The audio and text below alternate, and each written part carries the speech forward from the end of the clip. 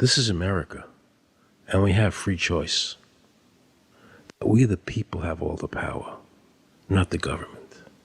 Government gets its power from us, not the other way around. Think of all the men and women who died in all our wars, fighting for freedom, not Federal Reserve bankers. Do you think they sacrificed their lives so that Americans can be chipped like a dog? So we could all have a homing device inside us? No.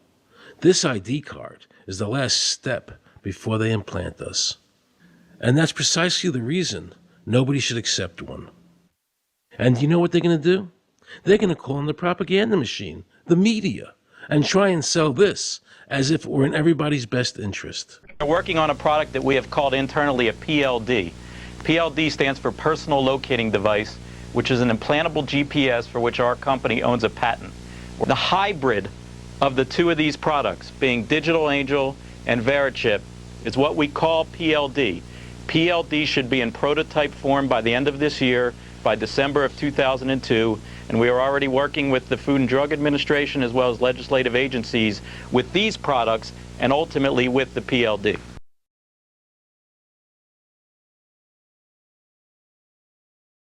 We have a Florida family who are really pioneers in a brave new world. They have volunteered to be the first ever to have microchip identification devices implanted into their body. After 9/11, I was really concerned with the security of my family. I wouldn't mind having something planted permanently in my arm that would identify me. Talk about identification papers. Watch what happens to a woman in Florida whose license was suspended. Get out of the car or I'm going to tase you. The next street off the Sequest.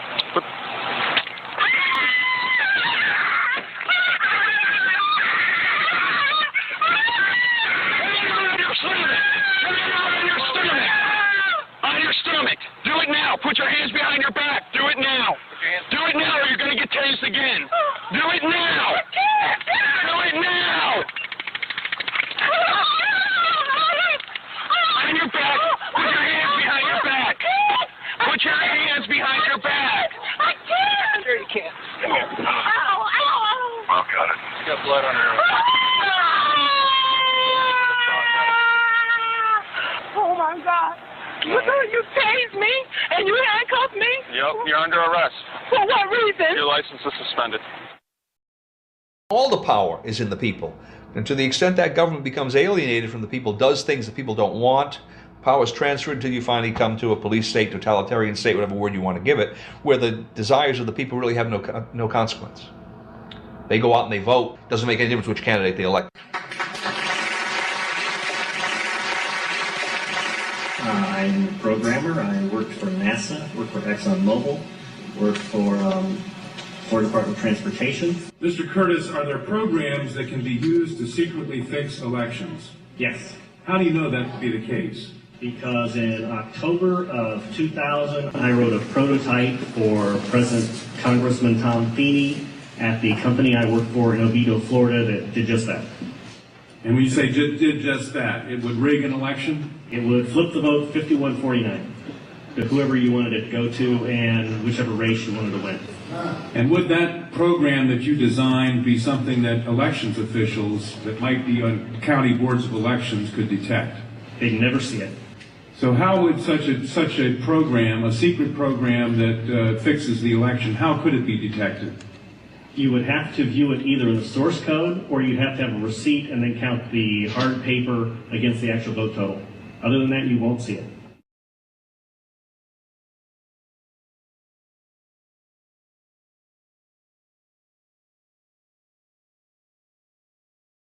Given the availability of such vote rigging software and the testimony that has been given under oath of substantial statistical anomalies and gross differences between exit polling data and the actual tabulated results, do you have an opinion whether or not the Ohio election, presidential election, was hacked?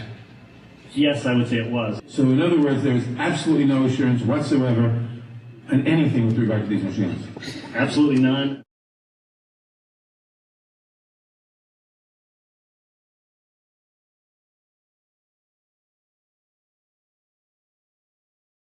Anybody who trusts electronic voting machines should have their head examined.